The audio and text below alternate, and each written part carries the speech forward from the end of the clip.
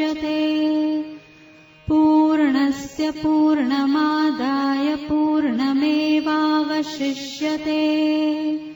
ॐ शान्ति शान्ति शान्तिः।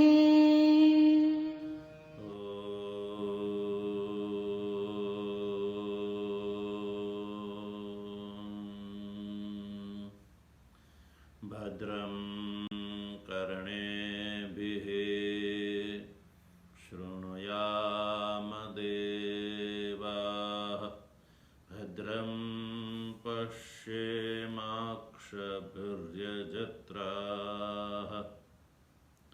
स्थिरैरङ्गैस्तुष्टुवागुंसस्तनूभिर्व्यसेम देवहितं यदायुः। स्वस्ति न इन्द्रो वृद्धश्रवाः। स्वस्ति नः पूषा विश्ववेदाः। स्वस्ति नस्तार्क्ष्योरिष्टनेमिः। स्वस्ति नो बृहस्पतिर्दधातु। ॐ शान्तिः शान्तिः शान्तिः। शङ्करं शङ्कराचार्यं केशवं बादरायणं सूत्रभाष्यकृतौ वन्दे भगवन्तौ पुनः पुनः। ईश्वरो गुरुरात्मेति मूर्तिभेद विभागिने व्योमवद्व्याप्तदेहाय दक्षिणामूर्तये नमः। ॐ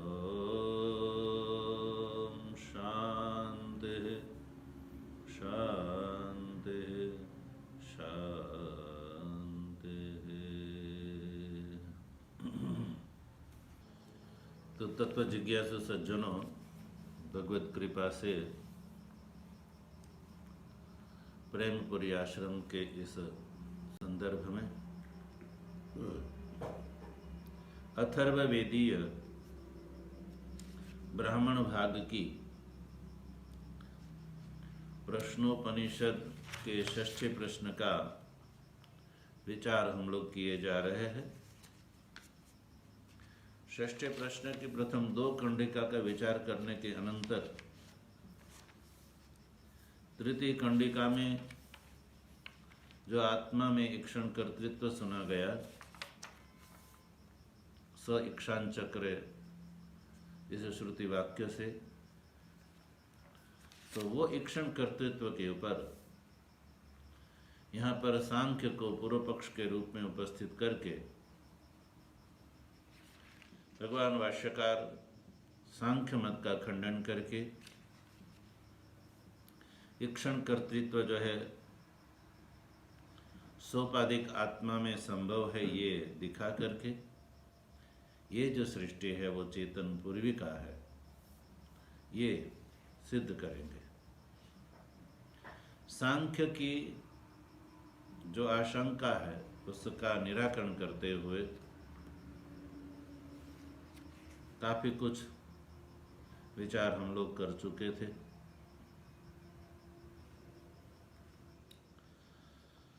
अब ये जो प्रसंग में भाष्यकार के द्वारा जो उद्धृत कारिका, उस कारिका का विचार हम लोगों ने कल कर लिया था। और वो कारिका में ये कहा गया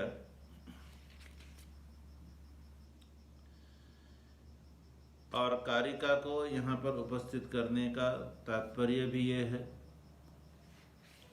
कि मुमुक्षु को चाहिए कि अन्य मत का अनादर करके वेदांत का जो एकत्व दर्शन है उसके प्रति मुमुक्षु को आदर वाला होना चाहिए। और सांख्य मत के खंडन करने का तात्पर्य भी भगवान भाष्यकार ने यही बताया। भाष्यकार लिखते हैं कि हम किसी का जो खंडन केवल खंडन करने के लिए ही नहीं करते, तात्पर्य से नहीं करते। खंडन करना ही हमारा तात्पर्य नहीं है।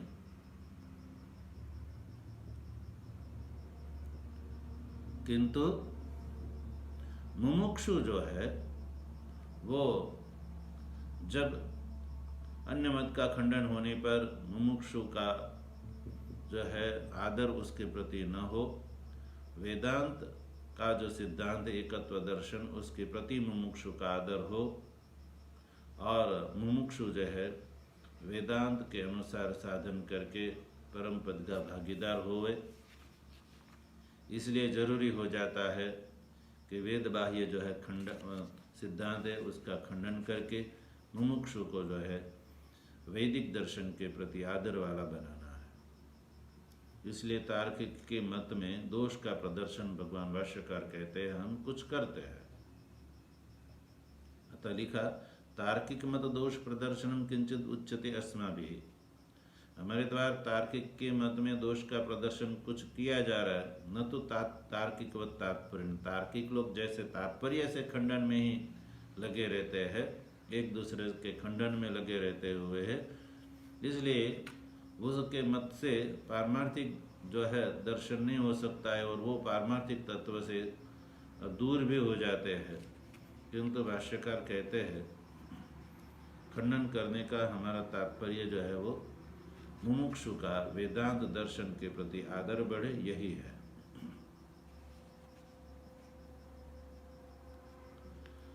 अब दूसरी बात जो सांख्य के द्वारा की गई थी कि आत्मा में भोक्तृत्व है, कर्तृत्व नहीं है। प्रधान में जो है कर्तृत्व है, भोक्तृत्व नहीं है।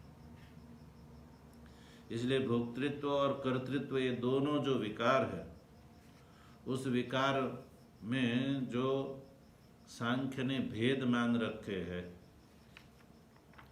कर्तृत्व विकार अलग है, भोक्तृत्व विकार अलग है।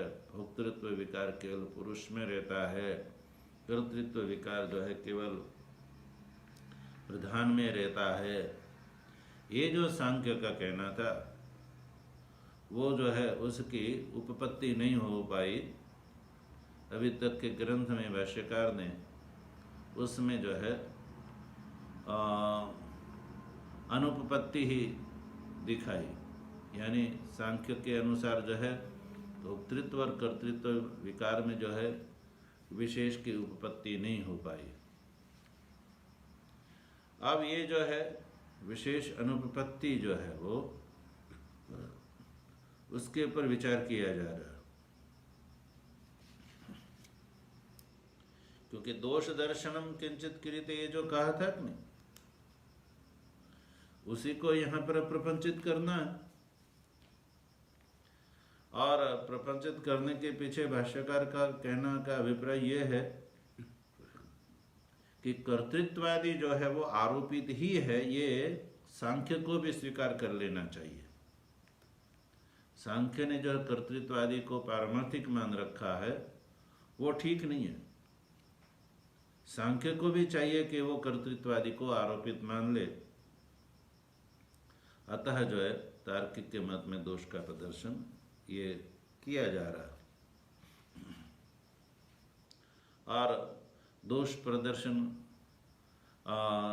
करने किए जा रहे, तब सबसे पहले जो है ये भोक्तृत्व और कर्तृत्व जो है दोनों में वैशिष्ट्य जो है कहना अशक्य है।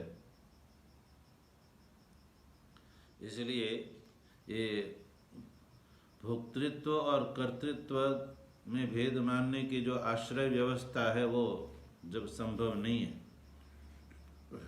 ये बात जो है भाष्यकार आगे लिखते हैं कि का नाम असो कर्तृत्वात् जात्यंतरभूता भोक्तृत्व विशिष्टा विक्रिया यतः भोक्ता एव पुरुषः कल्प्यते न कर्ता प्रधानम तो कर्ता एव न भोक्ता इति।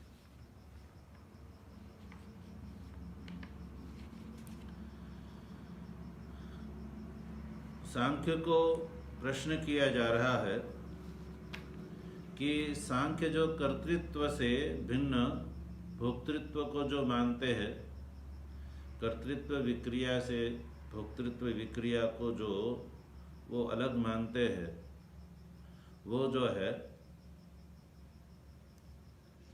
वो कौन सी चीज है कि कर्तृत्व से भिन्न जातिक जो है भोक्तृत्व विशिष्टा विक्रिया, उसमें कौन सी ऐसी बात है कि जिससे कि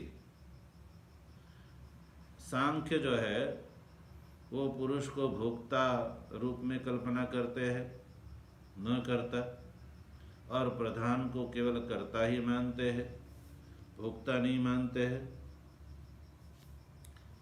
ये जो है कर्तृत्व और भोक्तृत्व में ऐसा कौन सा भेद है, कौन सा वैशिष्ट्य है,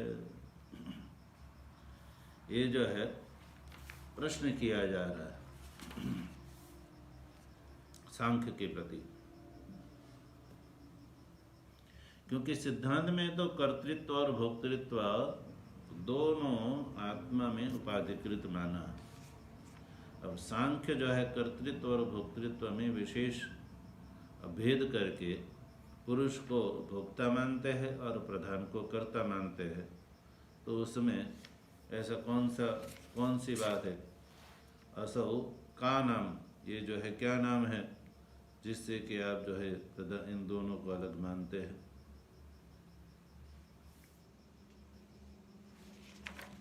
तो जो है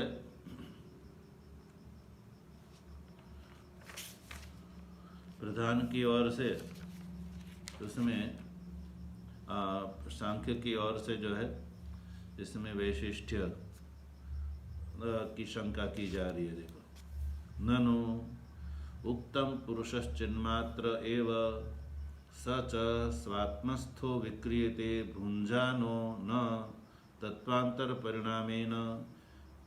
इसका हम लोग जो है उच्चारण कर चुके थे, इसलिए जो है एक एक पंक्ति को ही अब चलते हैं।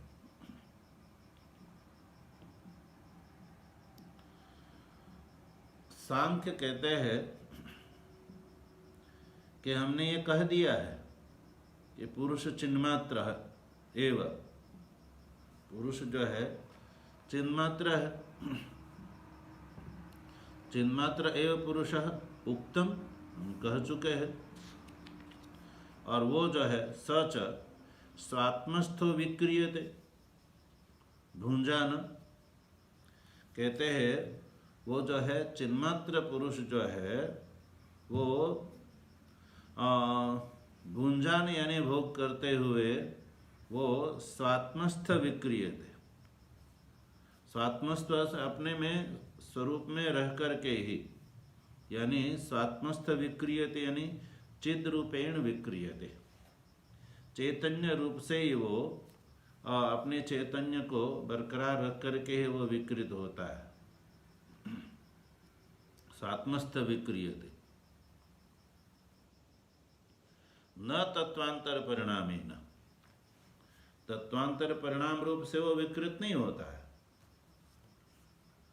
यानी विजातीय रूप से वो विकृत नहीं होता है, सजातीय रूप से वो विकृत होता है कहते हैं। और प्रधानम तो तत्वांतर परिणामेन विक्रियते, जो प्रधान है वो तत्वांतर परिणाम से विकृत हो जाता है। प्रधान का परिणाम ही जो है ये संसार है, तत्वांतर परिणाम यानी जो है अपने पूर्व रूप का परित्याग कर देना और पर रूप की प्राप्ति कर लेना। तो प्रधान जो है वो तत्वांतर परिणाम से विकृत होता है। अतः अनेकम अशुद्धम अचेतनम च इत्यादि धर्मवत् तद विपरीतः पुरुषः। अतः माने इसलिए तत्वांतर परिणाम निमित्तक जो अनेकत्व, अशुद्धत्व इत्यादि जो दोष है वो पुरुष में नहीं आते हैं। और तत्वांतर परिणाम में विक्रियते, तत्वांतर परिणाम से यानी जो है तत्वांतर परिणाम का अर्थ स्वरूप से परिणित हो जाना।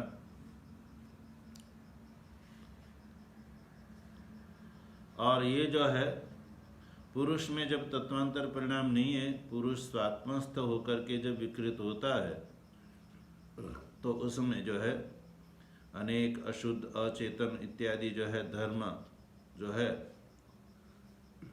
उससे पुरुष जो है विपरीत है। तद विपरीतः पुरुषः। और प्रधान जो है वो विकृत हो जाता है। प्रधान में जो है महतत्वादी रूप से जब वो परिणित होता है तो वो उसमें अनेकत्व भी आ गया, अशुद्धि भी आ गई, अचेतनत्व आदि भी धर्म आ गया। किंतु पुरुष में जो है, पुरुष इससे विपरीत स्वभाव वाला होने से उसमें ये जो है अनेकत्व इत्यादि दोष नहीं आते हैं। यदि प्रधान ये कहते हैं, यहाँ तक जो है प्रधान की ओर से जो है अपना पक्ष उपस्थित किया। और प्रधान सांख्य ने जो है प्रधान और पुरुष में कर्तृत्व और भोक्तृत्व को लेकर के भेद बताया। अब यहाँ से जो है सिद्धांतिक उत्तर देते हैं, न असौ विशेषः वांग मात्रत्वात्।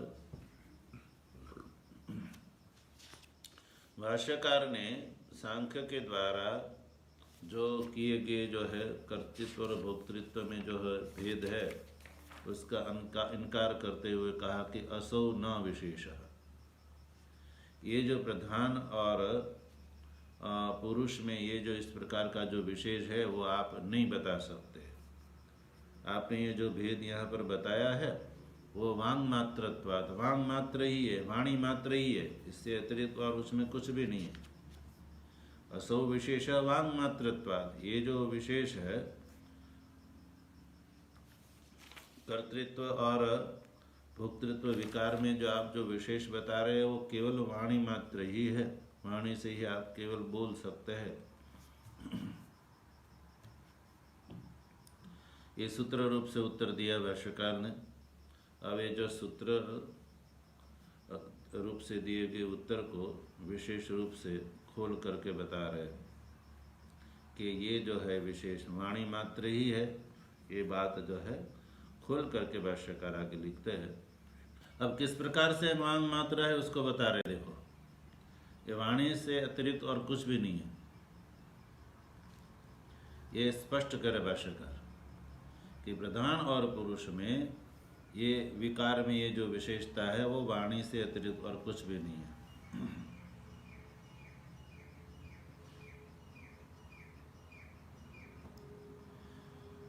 प्राक भोग उत्पत्ति है। प्राक कहते हैं भोग उत्पत्ति से पहले केवल चिन्मात्रस्य पुरुषस्य भोक्तृत्वं नाम विशेषः। भोग उत्पत्ति से पहले जो है केवल जो चिन्मात्र पुरुष है, चिन्मात्र स्वरूप जो पुरुष है, उस पुरुष में भोग की उत्पत्ति के समय पुरुषस्य भोग उत्पत्ति काल यानी भोग की उत्पत्ति के समय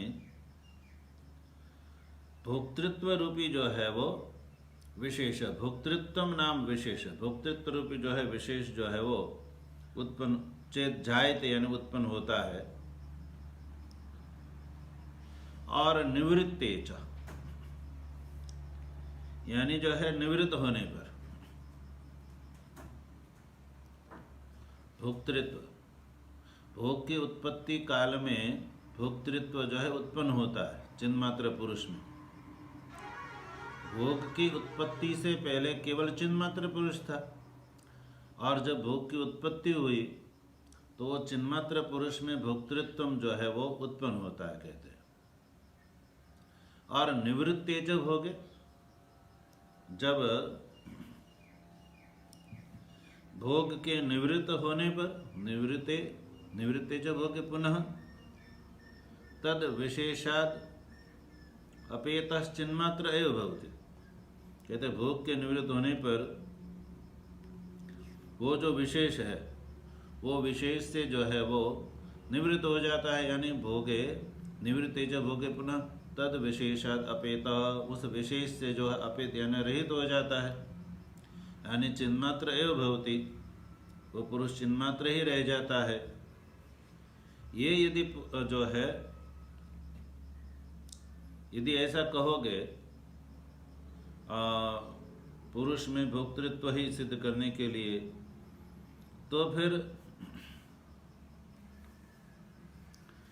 इति चेत ऐसा कहोगे तो महदादि आकारेण च परिणम्य प्रधानम ततः अपेत्य पुनः प्रधानम स्वरूपेण अवतिष्ठते इति अस्याम कल्पनायाम न कश्चित् विशेषः। तो फिर ऐसा कहोगे तो महदादि के आकार के रूप में जो परिणित प्रधान है, प्रधान भी जो है महदादि आकार से जब परिणित होता है,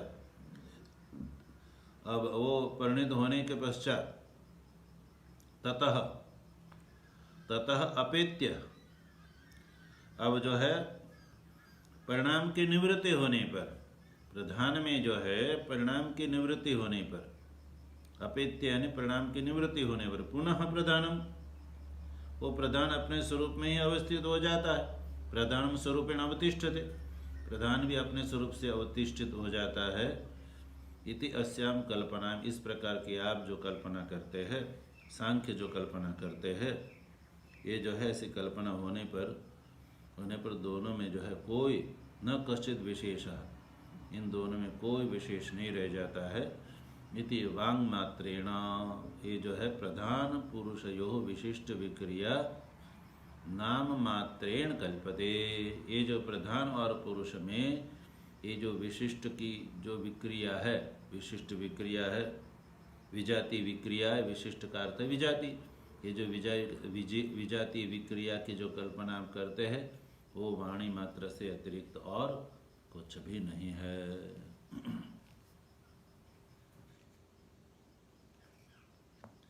यानी ये जो भाष्यकार ने सूत्र रूप से जो कहा था कि भोक्तृत्व कर्तृत्व योहो विक्रिय योहो विशेष अनुपपत्ति ही, भोक्तृत्व और कर्तृत्व रूप विकार में विशेष की अनुपपत्ति ही है।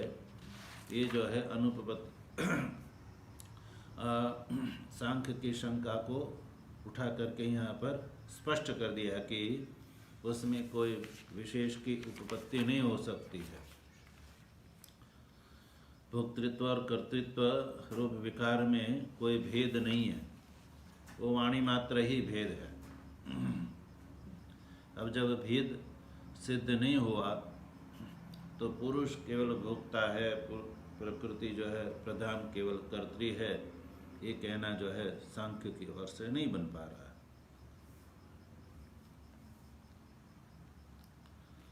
अब जो है सांख्य की ओर से और एक शंका खड़ी की जा रही है।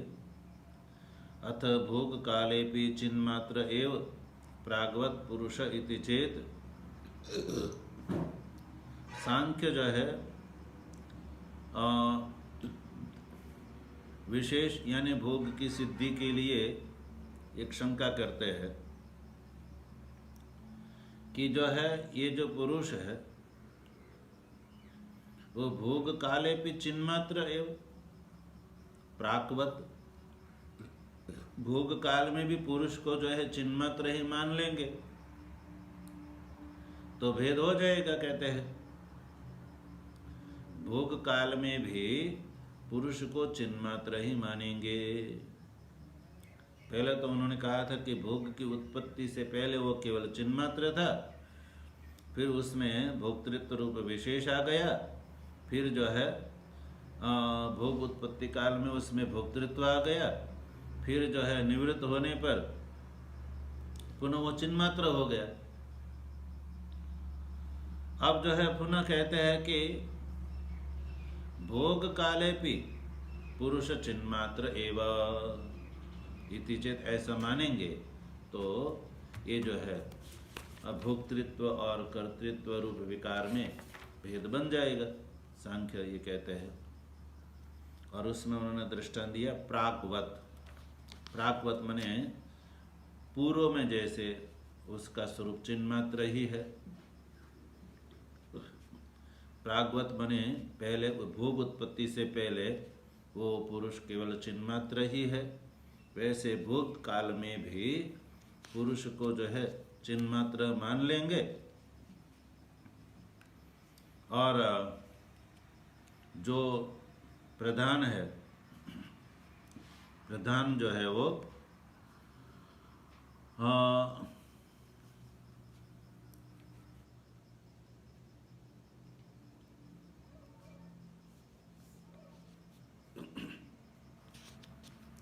प्रधान में ये वैशिष्ट्य नहीं आएगा। प्रधान जो है केवल जो है प्रधान महदादि आकार से परिणित होकर के वो अपने पूर्व रूप का जो है पूर्ण रूप से परित्याग कर देगा, और चिन्मात्र पुरुष का पूर्व रूप के परित्याग नहीं होगा। ये जो है वैशिष्ट्य बन सकता है। इति चेत, ऐसा यदि सांख्य कहते हैं कि भोग काल में जो चिन्मात्र पुरुष चिन्मात्र ही रहता है, पहले के समान ही रहता है, ऐसा मान लेंगे तो ये भोक्तृत्व और कर्तृत्व रूप विकार में भेद बन जाएगा। इति ऐसा यदि पूर्व पक्ष कहते हैं तो इति चेत न, ये नहीं कह सकते। क्यों नहीं कह सकते हैं? तो कह कि तर्हि परमार्थतः भोगः पुरुषस्य, ये सूत्र रूप से उत्तर दिया। तर्हि माने ऐसा मानेंगे कि भोग काल में भी पुरुष चिन्मात्र ही रहता है, पहले के समान। भोग उत्पत्ति से पहले जैसे पुरुष चिन्मात्र ही था, तो भोग काल में भी पुरुष चिन्मात्र ही रहता है, ऐसा कहेंगे तो पुरुषस्य भोगः परमार्थतः जो है, ऐसा कहेंगे तो भोग काल में जो है, भोग काल में भी पुरुष जो है पूर्व के समान जो है उसका जो भोग चिन्मात्र कहेंगे तो परमार्थ रूप से जो है उसमें भोग नहीं रहेगा। पुरुषस्य भोगः परमार्थतः न तर्हि परमार्थतः भोग पुरुषस्य, पारमार्थिक रूप से पुरुष में भोग ही नहीं रहेंगे। पुरुषस्य परमार्थतः भोगः न, परमार्थी रूप से पुरुष में भोग है ही नहीं वैसे तो।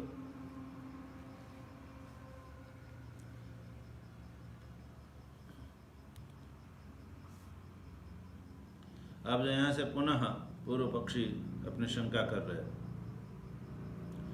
भोग काले चिन्मात्रस्य विक्रिया परमार्था एव तेन भोगः पुरुषस्य इति चेत, ये जो है अपने पक्ष का उद्धार करने के लिए सांख्य कहते हैं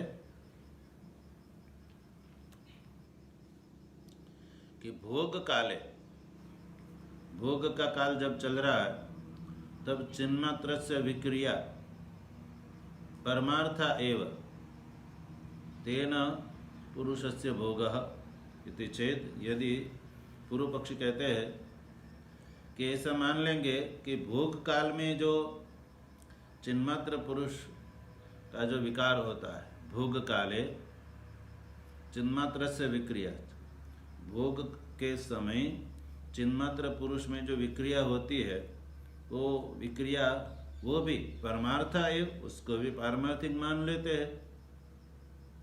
तो तेन पुरुषस्य भोगः, तेन माने उससे जो है पुरुष में भोग सिद्ध हो जाएगा।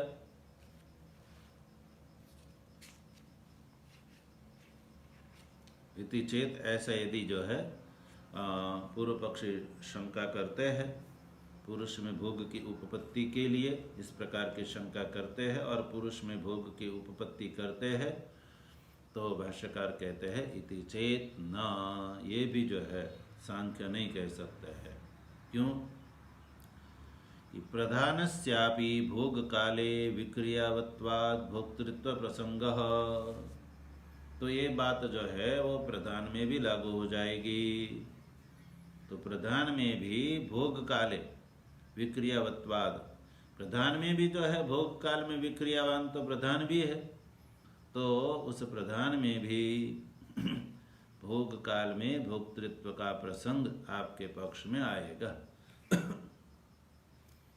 पुरुष में जो है भोग की सिद्धि के लिए चिन्मात्र स्वरूप विक्रिया को आप पारमार्थिक मानेंगे, तो फिर वही प्रक्रिया प्रधान में भी हो जाएगी।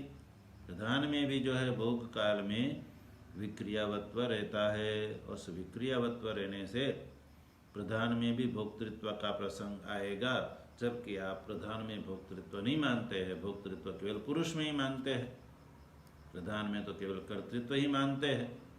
किंतु आपके कथनानुसार यदि बात मानते हैं तो प्रधान में भी भोक्तृत्व का प्रसंग आ जाता है, जो आपको इष्ट नहीं है।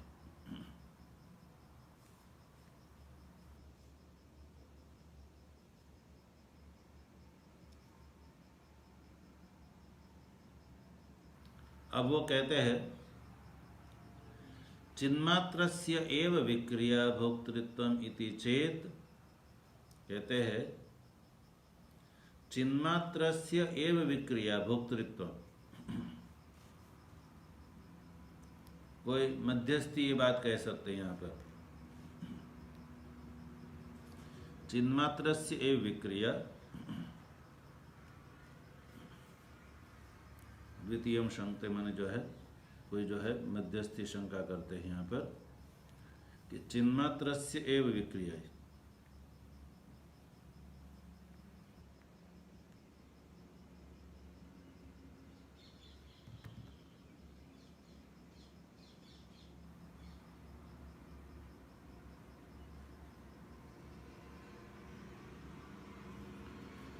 चिन्मात्रस्य विक्रिया भोक्तृत्वम इति चेत औष्ण्यादि असाधारण धर्मवताम अज्ञादीनाम अभोक्तृत्वे हेतु अनुपपत्ति। अब यदि कोई कहे कि चिन्मात्र का ही विकार भोक्तृत्व माना गया है, ऐसा मान लेते हैं, पूर्व पक्षी कहे कि चिन्मात्र का विकार ही भोक्तृत्व माना गया है हमारे पक्ष में, ऐसा यदि कहते हैं तो क्या दोष आएगा?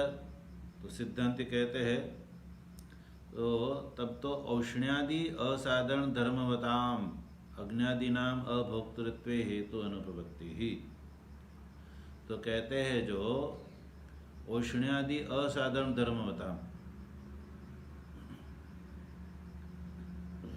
तो कहते हैं ऐसी अवस्था में तो जो औष्ण्यादि उष्णता वगैरह असाधारण धर्म वाले जो अग्नि वगैरह है, उस अग्नियादि नाम अभोक्तृत्वे, अब वो अग्नि जो है उसमें अभोक्तृत्व में हेतु की अनुपपत्ति रहेगी। यानी आपके कथनानुसार जो है अग्नि में भी भोक्तृत्व की उपपत्ति होगी, जबकि अग्नि में जो है भोक्तृत्व नहीं है। तो अग्नि में अभोक्तृत्व आप कैसे सिद्ध करेंगे? उसमें कौन सा हेतु देंगे? क्योंकि उष्णादि जो है अग्नि का असाधारण धर्म है, तो फिर उसमें भी जो है अभोक्तृत्व, यदि वो जो है उसमें भोक्तृत्व नहीं है, ये आप किससे कहेंगे? कौन से हेतु को उपस्थित करके कहेंगे कि अग्नि में भोक्तृत्व नहीं है, अभोक्तृत्व हेतु की अनुपपत्ति होगी? अब हेतु नहीं दे पाएंगे। तो पूर्व मध्यस्थी कहते हैं प्रधान पुरुषयो द्वयोः युगपद भोक्तृत्वम इति चेत, इष्टापत्ति रूप से जो है शंका कर रहे, प्रधान पुरुषयोः द्वयोः युगपद भोक्तृत्वम, कहते हैं प्रधान और पुरुष द्वयोः दोनों में युगपद भोक्तृत्व। देखो मध्यस्थी कहते हैं, यही कह लेते हैं कि दोनों में मान लो भोक्तृत्व, प्रधान और पुरुष में युगपद एक साथ साथ में ही भोक्तृत्वम जो है इति चेत, प्रधान पुरुष दोनों में एक काल में ही भोक्तृत्व मान लेते हैं।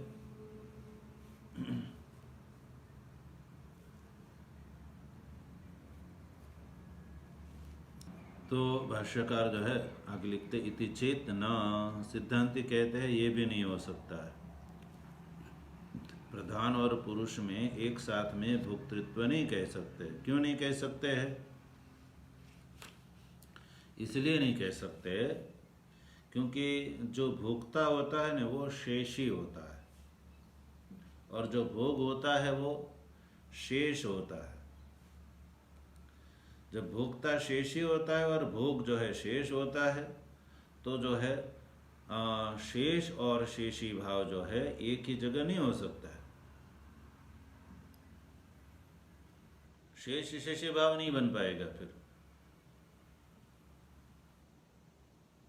प्रधान और पुरुष दोनों में युगपद भोक्तृत्व मानेंगे तो शेष शेषी भाव नहीं बन पाएगा। और ये जो है सर्वत्र देखा तो ये जाता है कि जो भोक्ता होता जो शेषी होता है और भोग जो होता है शेष होता है, और शेष शेषी में हमेशा भेद ही रहता है।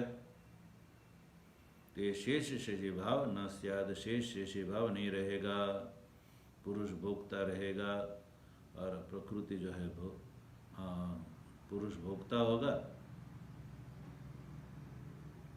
पुरुष केवल भोक्ता ही रहेगा।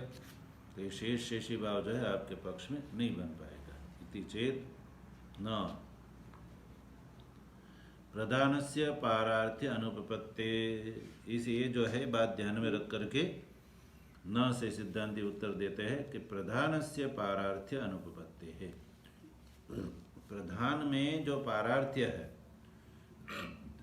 शेषत्व है पुरुष के लिए, पुरुष जो है वो शेषी है और प्रधान उसका शेष है, तो ये पारार्थ्य जो है वो अनुपपत्ति है। प्रधान और पुरुष में युगपद भोक्तृत्व मानेंगे तो प्रधान जो है पुरुष के लिए है, ये जो है अनुपपन्न हो जाएगा, आप उसको नहीं कह सकते।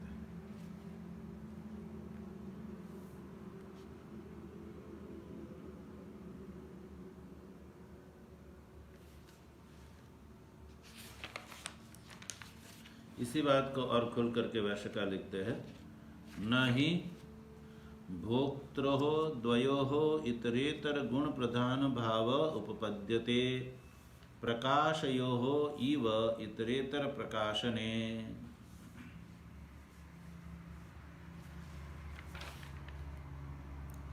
कहते हैं कि भोक्त्रोर्द्वयोः इतरेतर गुण प्रधान भावः न उपपद्यते, यही जो है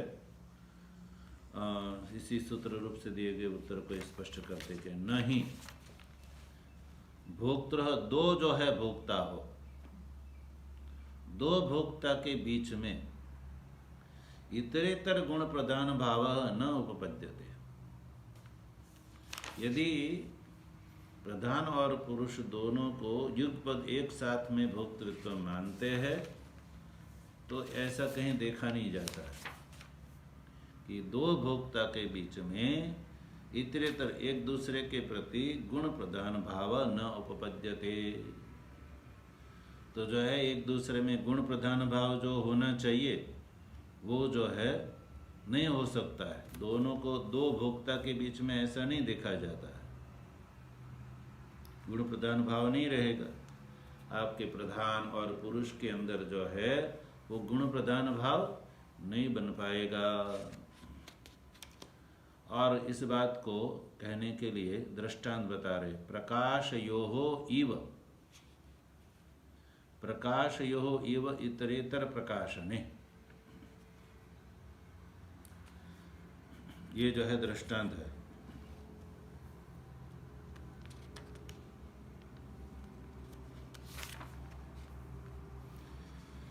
जैसे प्रकाशयोः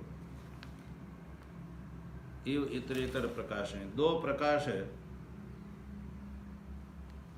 एक प्रकाश दूसरे को प्रकाशित करेगा, दूसरा प्रकाश पहले को प्रकाशित करेगा, जैसे ऐसा कहीं नहीं देखा जाता है।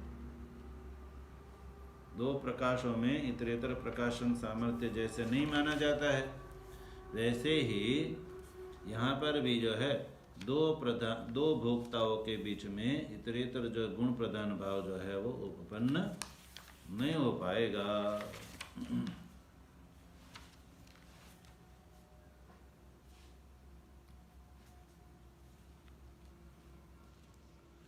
और आगे जो है भाष्यकार लिखते हैं, भोग धर्मवती सत्व अंगिनी चेतसी पुरुषस्य चैतन्य प्रतिबिंब उदयो अविक्रियस्य पुरुषस्य भोक्तृत्वम इति चेत न।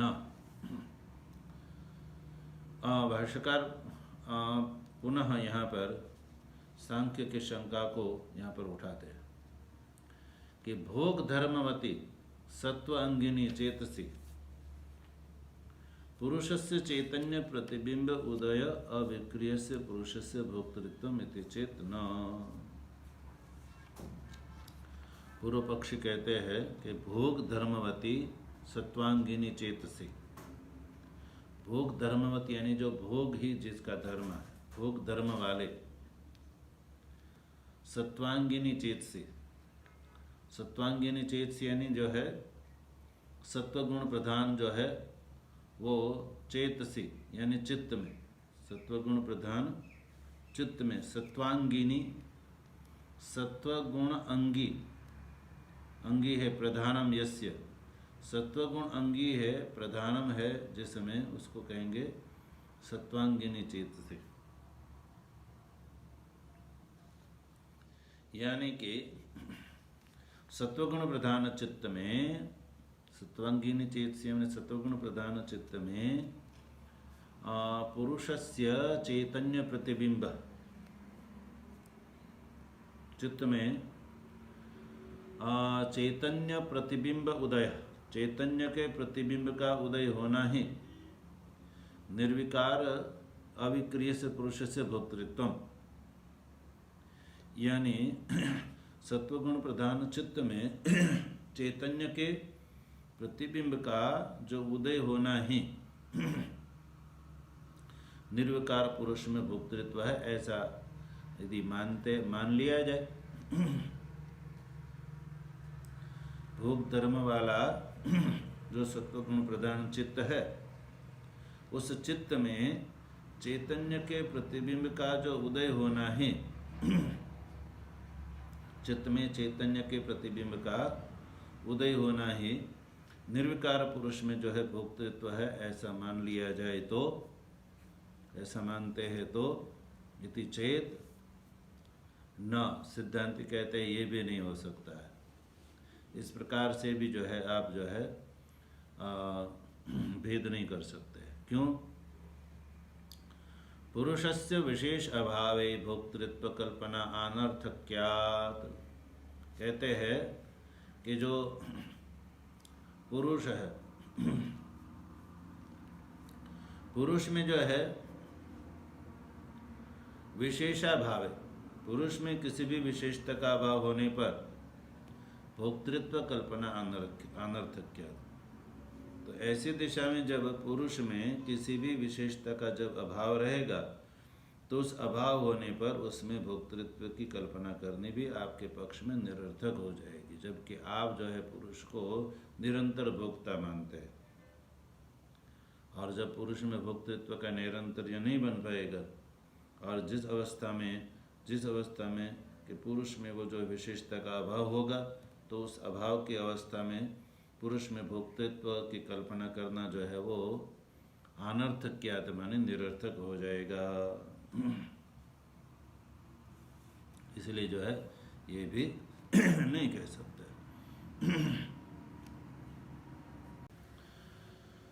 समय हो जाने से यहीं रखते हैं। ओम भद्रं कर्णेभिः